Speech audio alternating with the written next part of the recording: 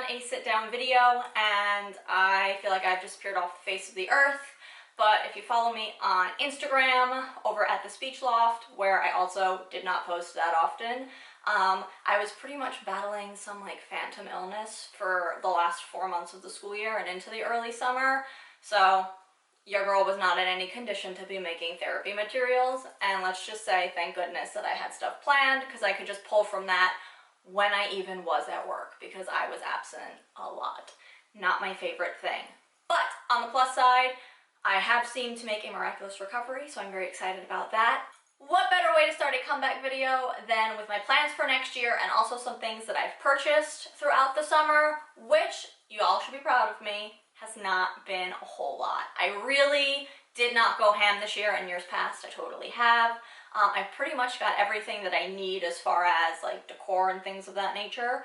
And then also for like therapy activities, I've been kind of lacking and I haven't really been too impressed. And there's just everything that I found, I already have something that I can use for that I either like better or that works just as well. There are like 2 games that I've purchased, but I will share those as we get on in the video. Also, there is like one giant purchase that I made, but that's also kind of for me personally. I've been having a lot of fun with it, so I will share that as well.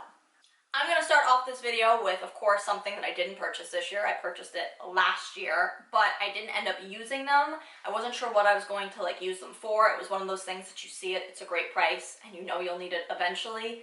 Is that how hoarding starts? I'm pretty sure like that's how I get on the show hoarders.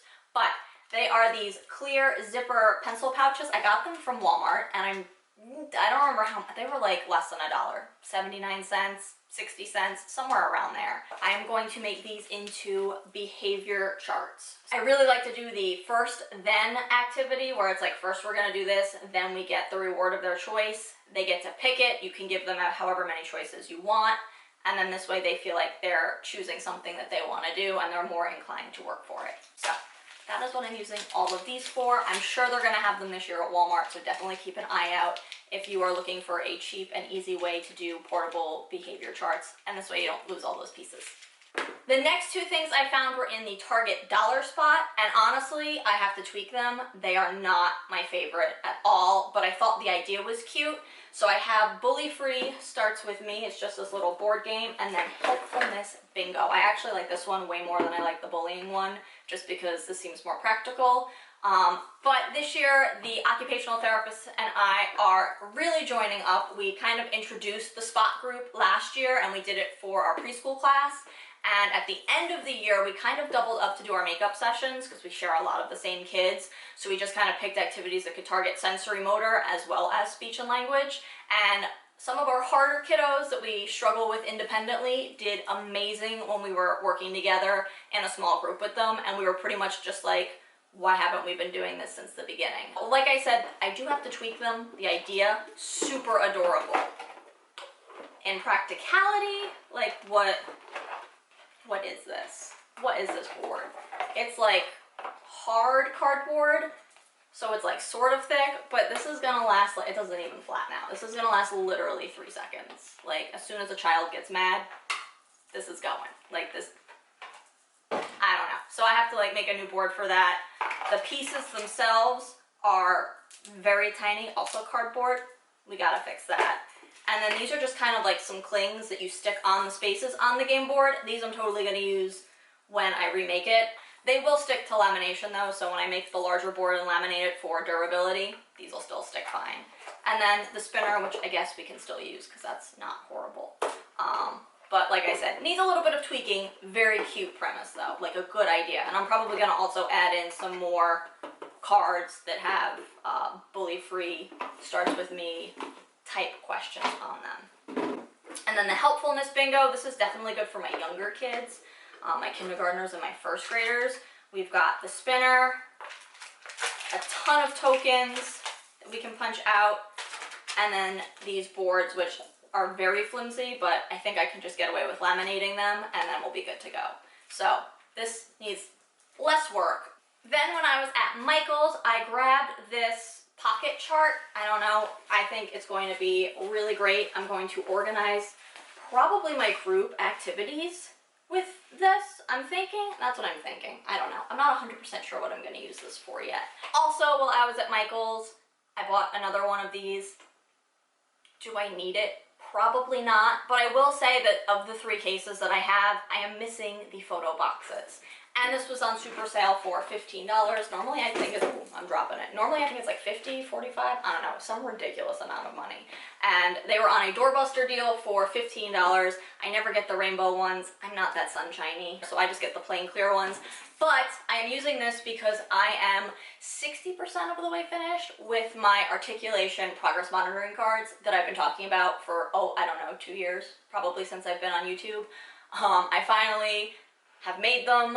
I'm just finishing up the clip art on them, and then like I said, I'm going to put the sound, one sound in each box, except for like some of the blends. I'm just gonna add those in together, and this way I will have a quick, easy way to progress monitor my students who are working on specific articulation sounds.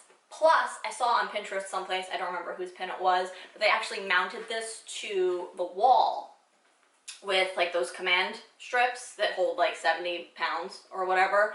And then this way they could just kind of open it and close it, and it was just super easy to access. So I think I'm actually gonna do that behind my little therapy station. That's everything that I've purchased for next school year. Like I said, it's not a lot. I do have one more thing that was like my major investment. But again, like I mentioned earlier, it's kind of for like personal and professional use, so I don't feel super bad about it. And I've wanted it for a really long time, but I did cave and I bought an iPad as well as the Apple Pencil. So I ended up going with the regular iPad 9.7 inch. I didn't go with the Pro. Homegirl doesn't have that kind of cash.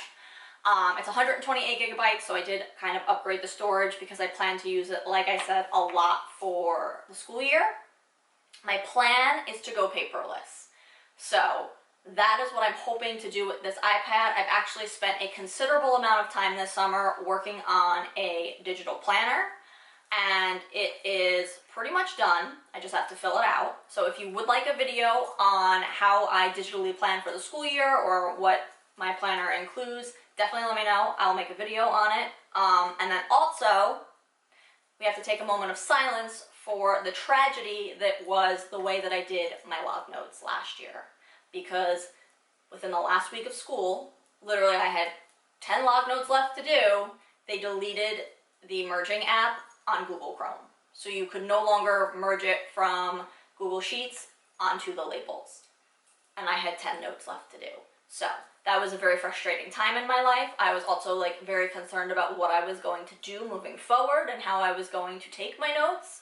But I did develop a PDF, kind of just like an editable one, and I'm going to use it on the iPad and then save it and then just print it out. This way I can just fill it out digitally as I'm doing the therapy session, and everything's pretty much for the most part a drop-down box. Obviously the activity I have to type in, but everything else is just like clicking.